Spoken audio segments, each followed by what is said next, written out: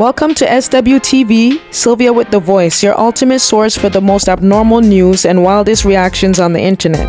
I'm Sylvia, and we need to talk about what is happening in these streets. If you haven't subscribed yet, hit that button because it's about to get weird. Let's go. Y'all, we've heard perspectives from attorneys, commentators, investigators, and people across social media. But now I want you to hear what several white mothers are saying about the Nolan Wells case. We're looking at this through the lens of motherhood, race, accountability, and one very simple question. If Nolan were their son, would they be satisfied with the answers his family has received? Let's listen to these different perspectives, and then I would love to hear yours. What happened to Nolan Wells is that we don't teach our white children how to stand up for what's right. In Nolan Xavier Wells' case, he was a black teenager out with all white friends. People have got to stop hanging out with groups of white people. If you're gonna be the only black person in that group, go home. Go home. Obviously, we realize that these pieces of crap, the white people, will turn on you. If you don't have a moral soul or a heart for somebody that don't look like you, then you're not my friend. We don't teach our children accountability, because if it's one thing that we really can't tolerate within white culture, that's accountability.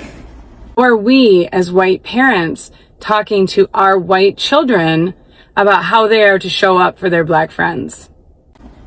And that has to change with us white mothers. I had a conversation with our white son, and we also have to have conversations with our black children about potentially not trusting people who look like their parents. That those people who look just like the parents who surround them and love them might not be the safest people for them to be with. Because these days, you just can't trust white people anymore, obviously.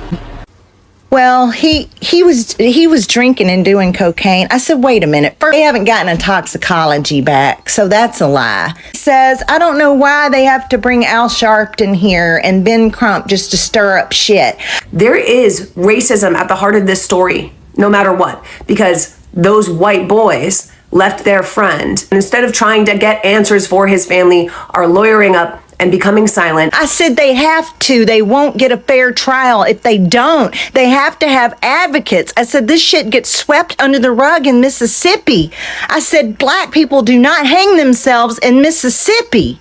Since the very beginning of this country, it has been a dangerous place to be black. This is deeply embedded into the history of this country, and it is not new, and it has not gone away. There are realities that we live in. There are patterns that we recognize that we then apply to these situations. And if you are a black person, you understand the danger that Nolan Xavier Wells was in just by being out with a group of only white friends in Mississippi.